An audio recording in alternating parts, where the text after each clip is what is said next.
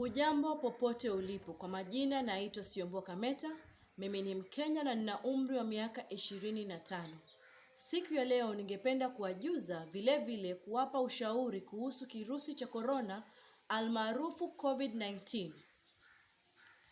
Kama vile Waswahili husema mwenye macho haambiwi tazama, hivi basi mpenzi mtazamaji, we are facing an unprecedented challenge as a nation and humanity at large.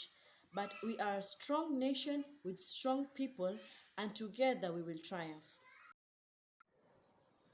The World Health Organization, WHO, has declared the new coronavirus outbreak, which originated from Wuhan, China, a global pandemic. Globally, over 7,000 cases of the virus have been reported, spreading over 184 countries and territories. Coronavirus disease is an infectious disease caused by a new virus. This virus is the 7th known to affect humans and has been named COVID-19 as stated before. This disease causes respiratory illness like flu, with symptoms such as fever, cough, and in most severe cases, difficulty in breathing. The incubation period of COVID-19 is thought to be between 1 to 14 days. It is contagious before symptoms appear. This is why so many people get infected.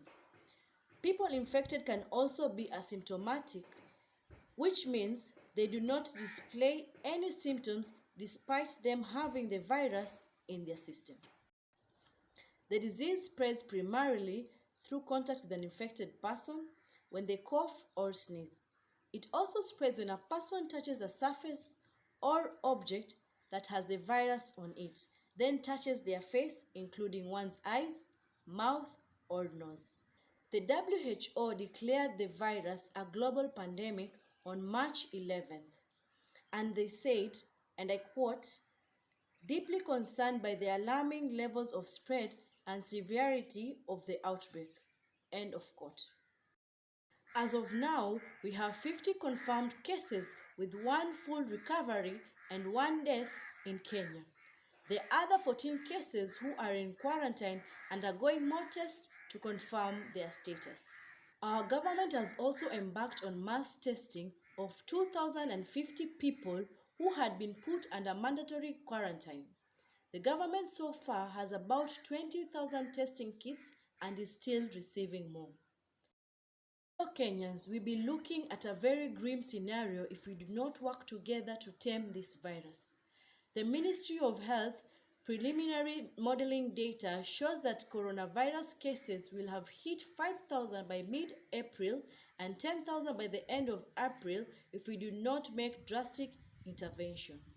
However, if we adhere to the directives set by the government, which includes social distancing and mandatory quarantine, as well as other public health measures, then we may delay reaching the first 1,000 cases. Remember, you can protect yourself and help prevent spreading the virus to others by observing the following. First, wash your hands regularly for 20 seconds with soap and running water or alcohol-based hand sanitizer. Cover your mouth and nose with disposable tissue or flex your elbow when you cough or sneeze around people. Avoid close contact 1 meter or 3 feet with people who are unwell. Thirdly, stay home and isolated from others in the household if you feel unwell. Fourth, do not touch your eyes, nose, or mouth if your hands are not clean. Lastly, avoid crowded places and if necessary, wear gloves and masks when you visit places such as salons, restaurants, supermarkets, malls, just to mention but a few. I urge you again, ladies and gentlemen, that most effective way to limit the spread of this virus is through basic change in individuals' behavior and hygiene. Let's try and adhere to these regulations so we can defeat this disease. If we work together in collaboration with the relevant authorities, we will emerge triumph. God bless each and every one of us. Stay safe and stay home. Thank you.